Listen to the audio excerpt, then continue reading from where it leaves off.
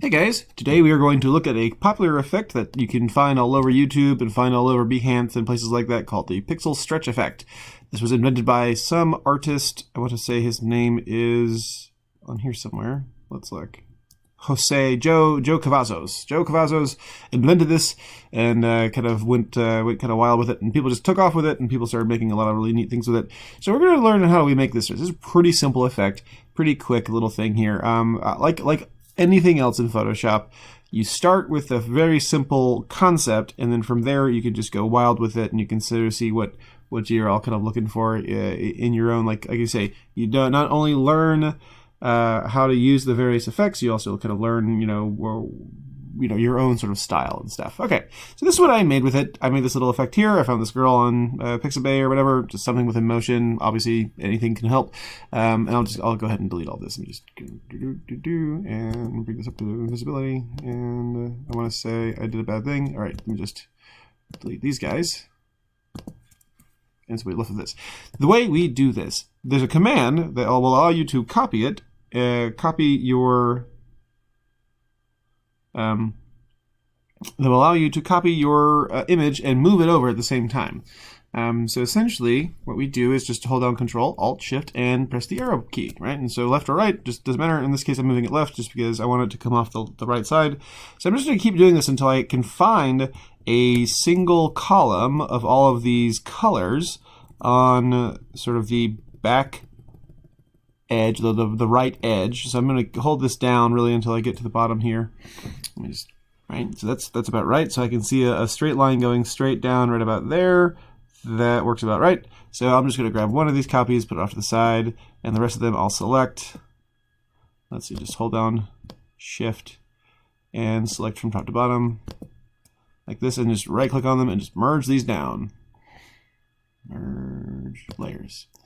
And then from there, we can grab this tool. We don't really use this tool very often. It's called the single column marquee tool, and you just click anywhere within this sort of area that you can find all the colors sampled, and you should see these marching ants appear in just a single pixel. The single column selects one single pixel.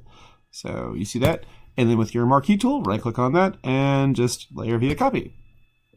So with that done, we have this little sampling of all the colors that sort of appear in a line, and with our move tool, with our select tool done, we can just stretch it one way, and we can stretch it the other way, and we press enter, and we have this sampling of all these colors. That's basically it. And from there, you can just go wild. So I'm going to position her right about there, and you can do any number of things with this now. And now you can, for instance, click on activate the transform, Control T, or you just click on the corner thing there, and you can skew it. You can make it kind of go one way or the other. You can have you can add like a warp to it if you wanted to. For instance, you could just drag this maybe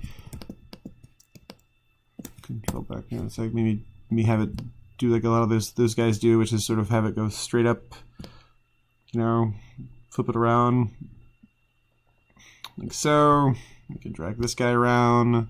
You can do any number of effects to it. You can pull this down some too. I'm gonna, and then as you're doing this, you want to make sure that it's still staying even with the outline here. So maybe I'll just sort of pull this way.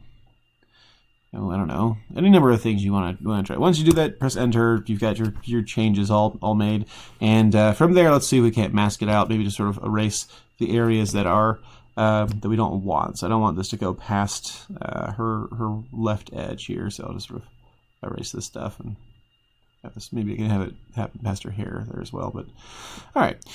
Well, and then from there, all we got to do is convert this to a smart object. Well, no.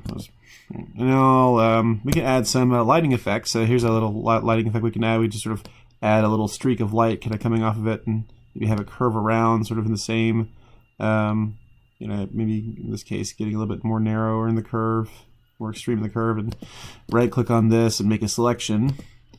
And we'll feather it about 5 pixels, and then from there we can just let's make a new layer here, Alt backspace. No, let's get white, select Alt backspace. Control backspace. There we go, Control backspace, and Control D, and then we'll just reduce the opacity here by a good deal, or hey, even make it like soft light. And from there we can make this into a clipping mask. Hold down Alt and click in between the two layers, and it only shows up on one. Neat.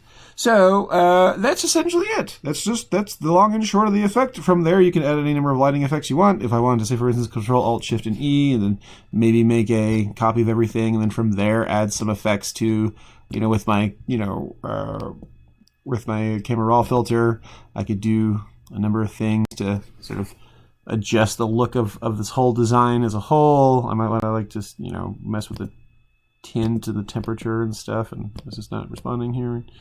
There we go. Maybe take this up, exposure down, contrast up, highlights down, so on and so forth, vibrance up, saturation down. Maybe even go add a vignette to it. Clarity up, clarity down, decays up. And then get a little vignette going on here, right? Neat. Okay, cool. And so we can kind of see the before and after here. So before, after. I like this a little better, a little better. So that's kind of neat. So like everything else, it starts off simple, and then from there you can make it as complex, as involved as you want. And I really hope you kind of get a chance to sort of explore this and explore different options. We'll find a couple of the tricks of this later on, but that's the pixel stretch effect. See if you can't make something neat. Can't wait to see you guys produce. See you in class.